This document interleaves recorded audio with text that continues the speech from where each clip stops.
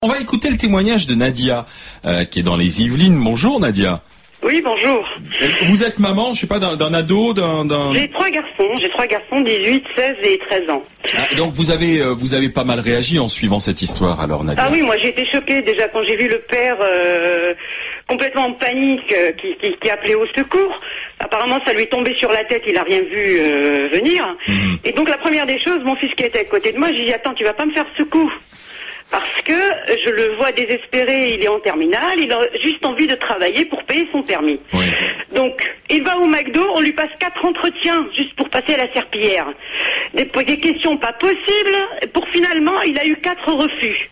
Au McDonald's, au McDo. Hein. Pour les vendanges, on lui a dit non, on prend pas les Arabes. Donc il y a eu ça.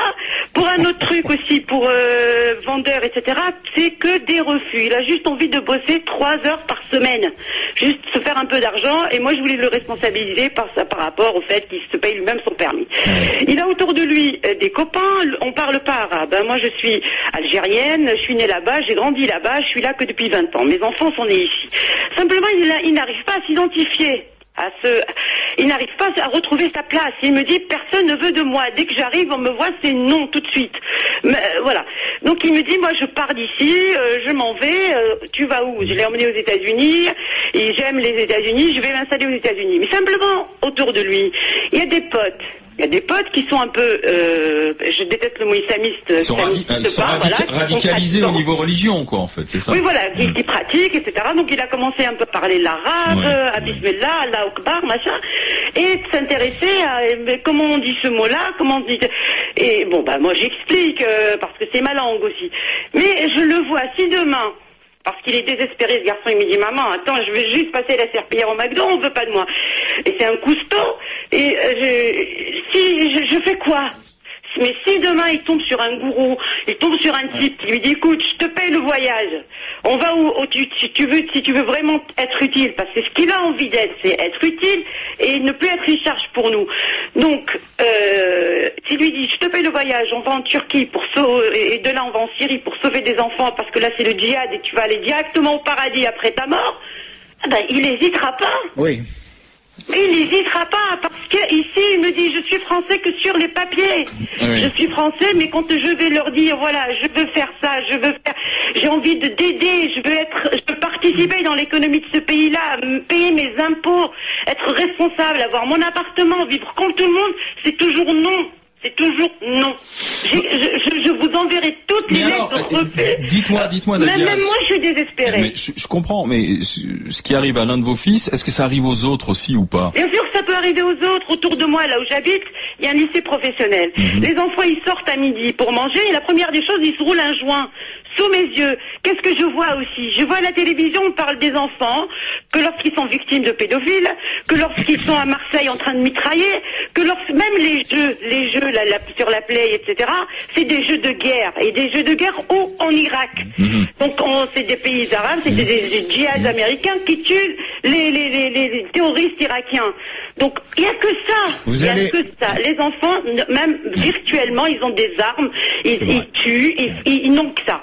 Donc au bout d'un moment, on se dit non, il faut faire la différence entre la réalité et le virtuel.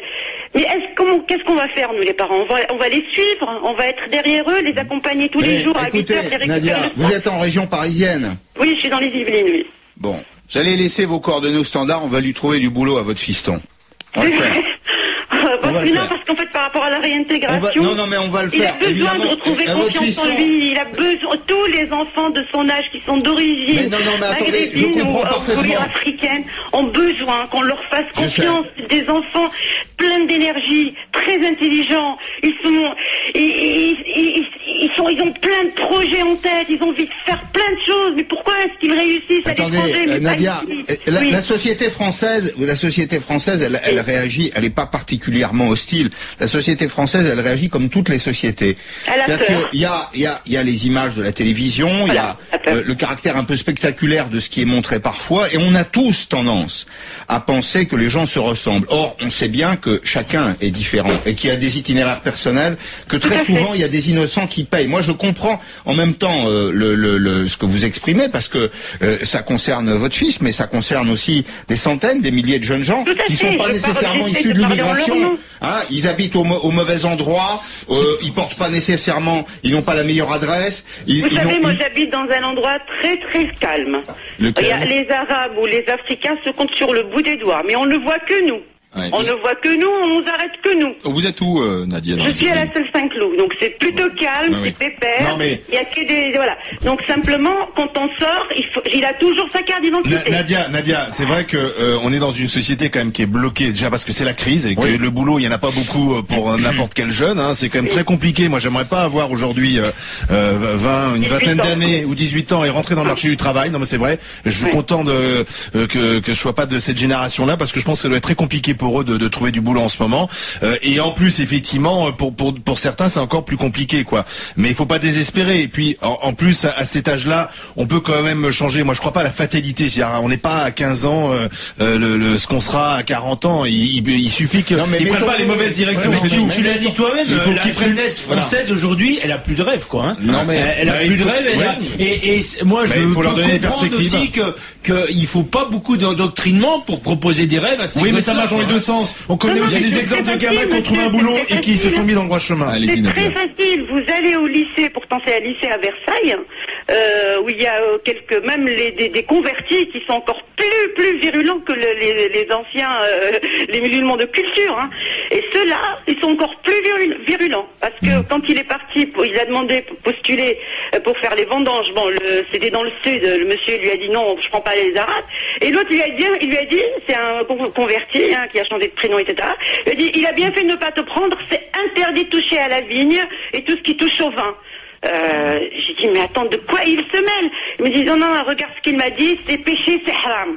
C'est haram. Donc du coup, j'ai commencé à me dire, si vraiment il trouve pas un truc, parce qu'il est vraiment, il a beaucoup d'énergie, j'ai vraiment peur qu'un jour, moi aussi je fasse la une des journaux, que je fasse un appel général pour qu'on aille chercher mon fils. J'irai chercher moi-même d'ailleurs. Voilà, donc c'est vraiment la rage, parce que je trouve que c'est dommage que la France, je parle pas en général, que certains chefs d'entreprise ne donnent pas la chance, même au McDo, au Quick ou n'importe quel petit boulot, à ces jeunes pour leur dire, voilà, vous avez votre chance de gagner, ne serait-ce que 200 euros par mois, ne serait-ce que d'exister par le boulot spécialisé, voir d'autres personnes, voir des blancs vers des noirs, vers des jaunes, ou de vivre tous ensemble. Il y a aussi une forme de bien-pensance politique qui consiste à dire, regardez, quand quelqu'un dit, et ce sont les statistiques, qu'il y a en prison un peu plus de délinquants qui sont originaires de l'immigration que de Français de souche, le type on l'emmène au tribunal. Donc la société française qui voit ce qui se passe autour d'elle, moi je suis désolé pour votre fils, mais la semaine dernière il y avait un fait divers, un type qui explose la tête d'un contrôleur dans un compartiment de la SNCF, parce qu'il fumait. Il venait d'où ce mec-là? Il s'appelle comment? Il est comment? Non mais il est représentatif de l'immigration. Mais continuons avec la bien-pensance. C'est ça aussi qui fait du mal. Non mais d'accord, mais qu'il y ait si tu veux qu'il y ait des délinquants qui soient d'origine africaine ou maghrébine, évidemment personne ne va contester. On va au tribunal quand on dit ça. Non mais une fois qu'elle dit ça, ça ne veut pas dire que tous les ça veut dire que si on séparait le bon grain de l'ivraie, si on était capable de dire clairement les choses, ça permettrait de parler des gens, de voir leur parcours, de voir leur famille. Moi j'ai un bac plus 6, son père il a un bac plus 7, on travaille dans une grande société, les enfants aussi ils voyagent, ils vont aux États-Unis, ils vont à Rome, c'est des gens qui voyagent beaucoup, mes enfants, presque 2 fois par an, ils ont vu du monde, ils ont vu d'autres sociétés comment vivre, on est parti aux États-Unis, les gens portent le foulard, les autres portent l'élastique, les sikhs portent leur turban, tout le monde parle, les gens se retrouvent avec des étiquettes avec leur prénom et leur pays d'origine, et on parle dans leur langue, si on connaît la langue, etc. On échange. C'est un autre modèle. Un truc, un porte-machin. Ah, attention, tout est devenu interdit. Il faut que tout le monde se ressemble. C'est ça la secte. C'est ça la secte. Si j'ai envie de mettre mon mini-jupe ou mettre n'importe quoi, personne n'a le droit de l'interdire. Si mon fils est brun, il va pas se teindre en blond. Il est brun. Il est brun, il est typé maghrébin. Il va pas s'épiler les sourcils et ressembler à John. C'est pas possible. Sacré grande gueule, Nadia. Vous faites quoi dans la vie, Nadia?